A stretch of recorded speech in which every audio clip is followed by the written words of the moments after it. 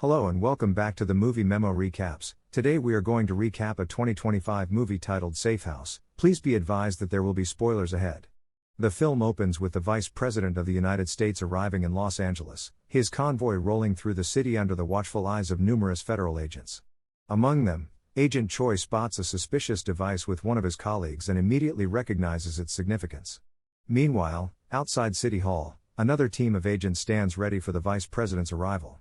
Special Agent Mia is there to deliver critical equipment, but chaos erupts when a homeless man appears on the street.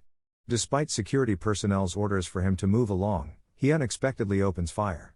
In a shocking turn of events, he detonates one of the vehicles in the Vice President's convoy. At that moment, another blast rocks the area where Agent Mia is stationed, while Choi's driver suddenly turns hostile, firing indiscriminately at everyone nearby. In a desperate act of self-defense, Choi shoots the driver dead, becoming the sole survivor amid the carnage as attackers close in and begin executing agents.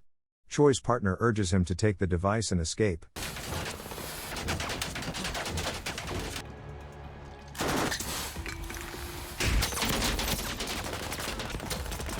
While Mia and her injured partner, Reeves, also make their getaway with the equipment. Amidst the chaos, Choi snatches a phone from a passerby and contacts General Marshall to report the attack. The general quickly inquires if Choi's partner has the football, to which Choi confirms he does. This prompts the general to initiate Protocol Whiskey Mike Delta, their highest level response reserved for threats involving weapons of mass destruction.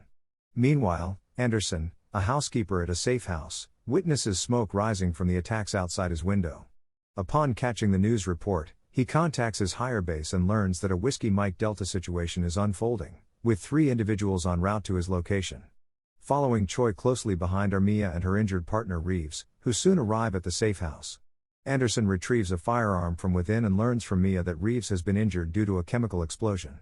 Using a sniffer, Anderson identifies the chemical as non-lethal. Reeves has sustained burns but is not in grave danger.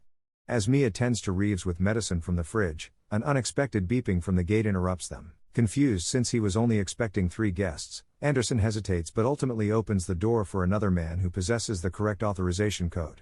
However, this man is quickly followed by Sorlo from Homeland Security, who draws his weapon on everyone in the room, distrustful after the recent violence. Just then, Officer Halton enters and aims his gun at Sorlo, demanding he lower his weapon. Sorlo questions Halton about the presence of a revolver in Homeland Security, prompting both men to lower their guns and exchange identification. Mia introduces herself while Halton reveals he knows Choi and acknowledges his connection to the Vice President's team. The tension in the room remains palpable as they navigate this precarious situation together. Choi urgently declared, "I need access to a secure phone line immediately." Anderson promptly provided him with one, but Choi insisted on speaking privately. He reached out to General Marshall to inquire about the Vice President, who was currently in the air. Choi informed Marshall about the other agents who had arrived at the safe house. In response, Marshall cautioned him, "Do not disclose anything about what you possess. We'll dispatch a team to your location shortly." It was evident that Choi held something of immense power in his hands. Suddenly, a series of beeps echoed throughout the safe house, prompting Marshall to address everyone present. He instructed them to adhere strictly to protocol. When they pressed for information on when the order would be lifted, Marshall grimly replied, "There is no indication."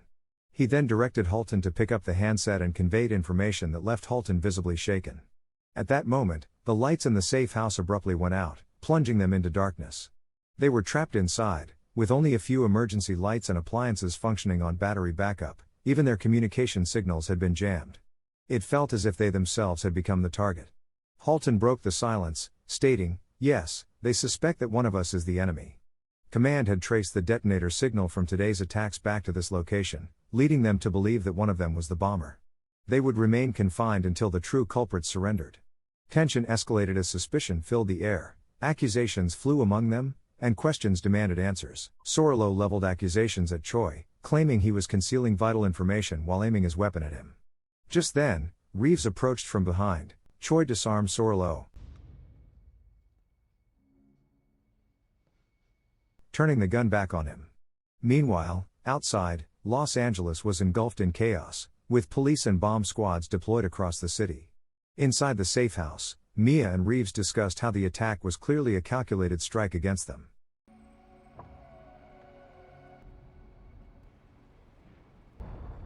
I turned around and gasped, which is... here. Reeves urged Mia to disclose their device to the others. They needed allies if they were being targeted. Consequently, Mia revealed her role as a developer in the Department of Defense's Special Projects Division and explained that Reeves was her associate in the Secret Service. They had been working on a highly classified assignment for 9 months, intended for delivery to the Vice President that very day. The device was uniquely secured to be unlocked only by Mia's biometric data, specifically her eyes. Today's mission involved binding it to the Vice President's own retinal signature. The device was so advanced that it could detect if Mia were dead by monitoring her pupil's dilation. Despite Sorolo's pressing inquiries, Mia refrained from disclosing the device's specific capabilities. However, she emphasized the necessity of all agents' cooperation to ensure its security. She and Reeves provided just enough information to deflect suspicion from themselves. Halton turned to Choi, seeking clarity about his own secrets. Although he and Choi had worked together previously, Choi remained reticent. Sorolo interjected with an accusation. "So, are you admitting to collusion with North Korea?" Choi retorted firmly, "I'm Chinese American," asserting his position in this precarious situation and reminding Sorolo that he was at the bottom of their hierarchy. Anderson chimed in, stressing that this was not the time for withholding critical information. Yet Choi remained resolute in his decision not to share anything further. And then, without warning, chaos erupted. A group of armed men stormed through the windows, unleashing a barrage of gunfire that shattered the tense silence. Mia and Reeves rushed down from the upper levels just as the attacks commenced, their instincts kicking in amidst the confusion. The assailants were equipped with bulletproof vests, a clear indication of their deadly intent. In the midst of the fray, one attacker lunged for Choi's device, but Mia's keen eye caught a glimpse of something unusual on the attacker's handheld screen. As the battle raged on, Halton's shot rang out, dropping one attacker to the ground. But seconds later, to everyone's horror, that attacker detonated in a violent explosion. In a desperate struggle, another assailant fired at Reeves, striking him down instantly. Fueled by adrenaline and rage, Choi seized the shooter and hurled him out of the building, only for that attacker to explode upon impact with the ground. It became chillingly clear that these bombs were synced to their heartbeats. The blasts devastated their surveillance room, leaving it in ruins. Overwhelmed by grief, Mia was unable to process Reeves' death. Deep down, she had harbored feelings for him that now felt irrevocably lost. She withdrew from the group, tears streaming down her face as she grappled with her sorrow. Outside, the city of Los Angeles was in turmoil, with the governor ordering an evacuation and martial law being declared. Inside the safe house, one attacker remained unharmed. His trigger mechanism had been compromised by a bullet. Halton turned to Mia, asking if she had seen anything on the attacker's tablet. She struggled to recall any details. The chaos had blurred her memory amidst the explosions. Choi interjected sharply, pointing out that those lost details had cost her partner his life. Anger flared within Mia as she shot back, "You're the one hiding things, not me."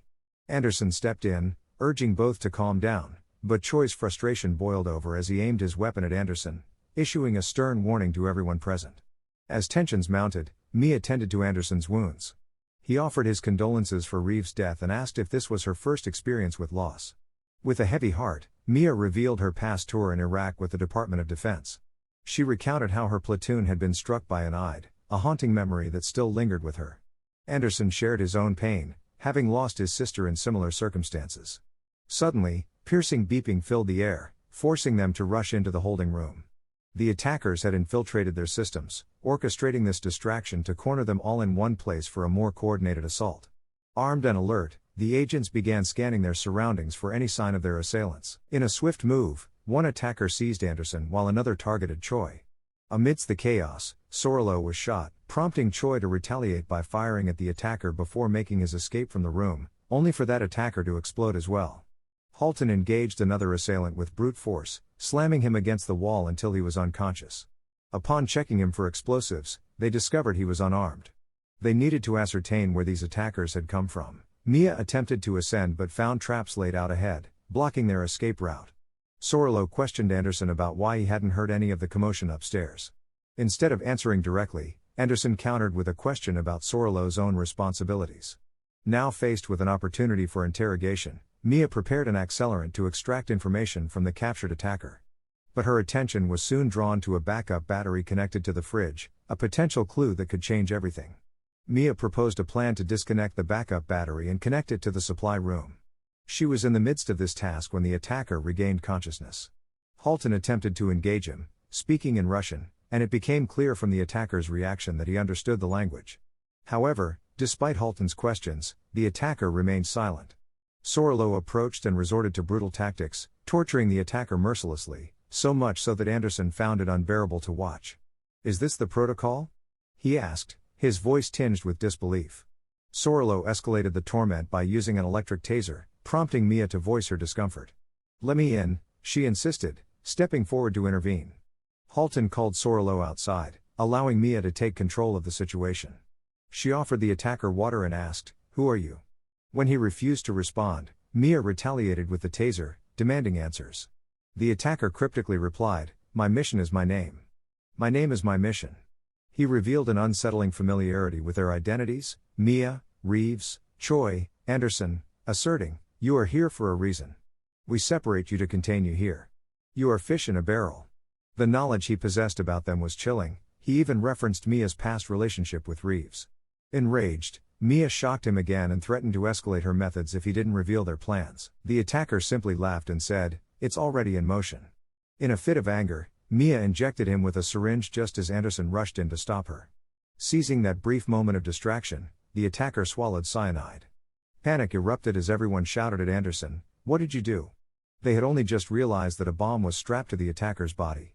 In a frantic rush, they fled outside.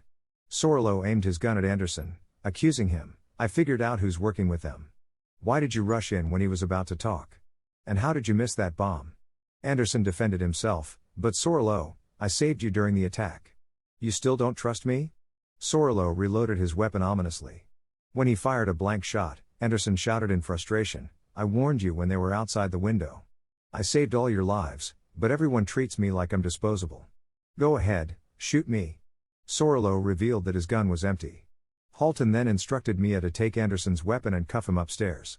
Turning to Choi, he said gravely, "These attackers know more about us than we do. It's time you tell everyone what we're really facing." Choi nodded and disclosed that there were 2 active nuclear footballs on the planet with direct access to America's nuclear arsenal, one with the president and the other with the vice president, which was currently in Choi's possession. However, activating it required gold codes. In a moment of realization, Mia revealed that her device could generate those gold codes.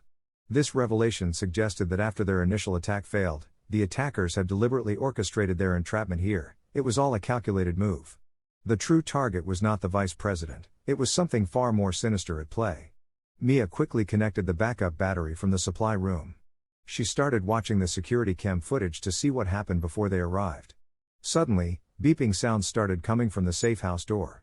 The attackers blasted through and broke inside. Gunfire broke out between everyone. Sorolo got severely injured. Anderson told him, "Uncuff me. I can help you. Trust me." So Sorolo released Anderson. But instead of helping Sorolo, Anderson shot him dead. Then it appeared on Mia's screen that a man from outside had attacked the housekeeper.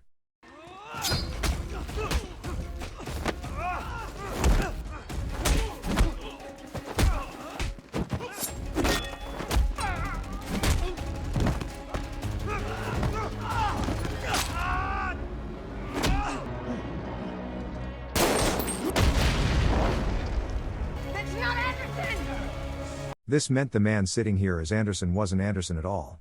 But Anderson also shot Halton. He told Choi everything would have been easier if you had just died and stabbed him in chest. He took his device to Anderson had only kept Mia alive so she could unlock her decoder. As Halton lay dying, he asked him, "Do you even know how many people you've killed today?" Anderson said, "You think this country gives a damn?" He said, "How many kids died fighting in Afghanistan, Iraq?" He believes that the USA was falling apart and that only those who care about America could save America. Anderson said, "It's a crusade." The Russian accent that Anderson's brother had pulled off was just to confuse them. Anderson said, "When your Pentagon is so worried about the Mohammeds and the Karlsruhes, you all forget to worry about the Smiths and the Johnsons." After this morning's attack failed, Anderson had used the agency's threat notification against them. Because of this, both devices ended up here on their own. Anderson shot Halton and dragged Mia to the side. Mia closed her eyes. She said, "You'll have to kill me." But Anderson bit Mia and forced her eyes open, holding them in place. He entered the gold code into the other device. Anderson locked a missile targeting Washington, D.C. He said, "Once we take back America, we will make it stronger."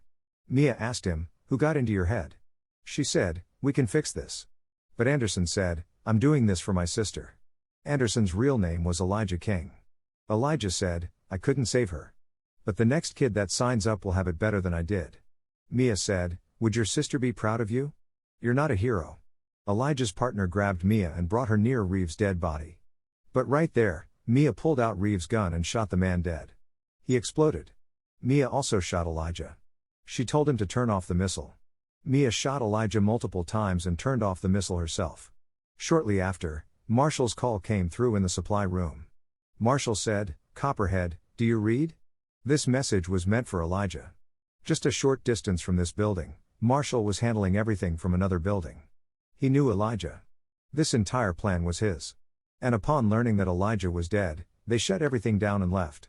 Now they would prepare for Plan B. This place would explode in a few moments. Mia saw Marshall leaving outside. Marshall blasted the building right in front of her. So Mia grabbed a gun and went after him.